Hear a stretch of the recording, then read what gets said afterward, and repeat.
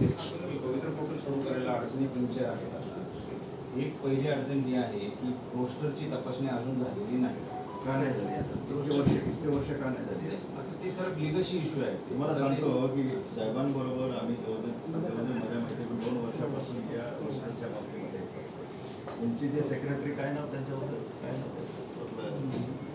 वंदना madam. जेडीला कोण होतं? मराठी आहे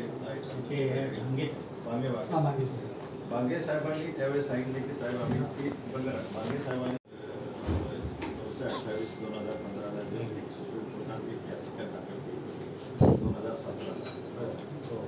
त्यावेळी सुप्रीम कोर्टाने स्पष्टपणे म्हटलेलं आहे की या ठिकाणी जे अनुसूचित जमाती प्रवर्ग जातीचे जे ठरलेल्या बोगस आदिवासी व्यक्तींच्या जागी अनुसूचित जमातीच्या प्रवर्ग उमेदवारांची त्या ठिकाणी भरती करावी असं आपण एफिडेव्हिट करू देतो.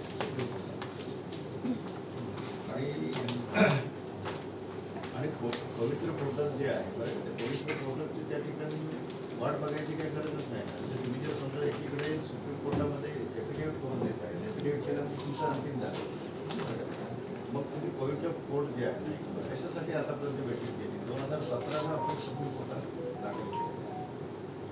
या बाबतीमध्ये संबंधित म्हणजे आपण जे आहे ना काय म्हणतो सेक्रेटरीला आपण पहिल्यावर घेतलं तुम्ही नव्हतात पण बाकी सगळे आदिवासी आमदार आणि यावेळी सगळे विधानसभेचे अध्यक्ष वगैरे सगळे.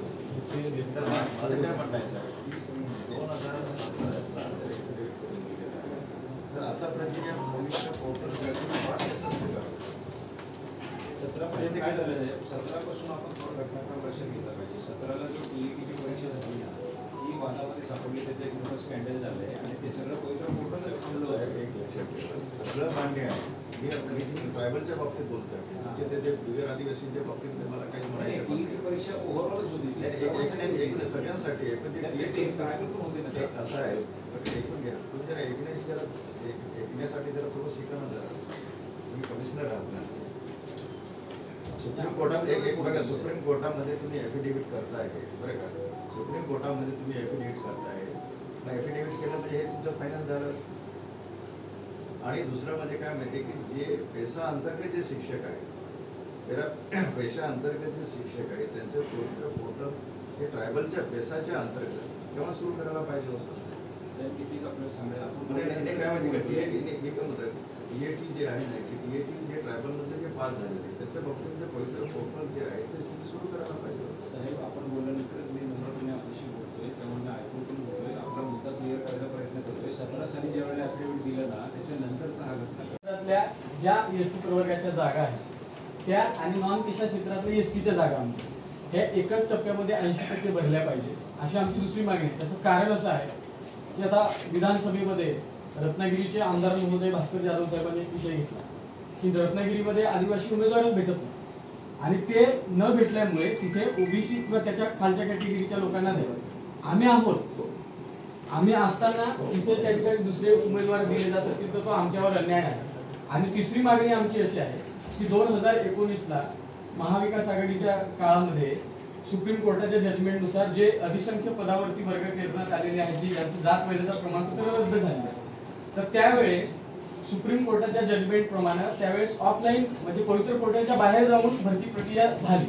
त्याचं कारण असं होतं की त्यावेळेस ऑनलाईन भरती प्रक्रिया ही जलदगतीने होणार नव्हती आणि कोर्टात सरकारला ॲफिडेव्हिट सादर करायचं होतं म्हणून ती पवित्र पोर्टलच्या बाहेर जाऊन भरती प्रक्रिया झाली. पण त्यावेळेस काय झालं सर ही अधिसंख्य पदाची जी काही रिक्त जागा आहे त्या 2017च्या अगोदरच्या आहेत आणि त्यावेळेस भरती प्रक्रिया झाली त्यावेळेस स्टेटच्या मार्कांवरती घेतलं आणि त्यामुळे काय झालं कोण म्हणतं देणार नाही नोकऱ्या आमच्या हक्काच्या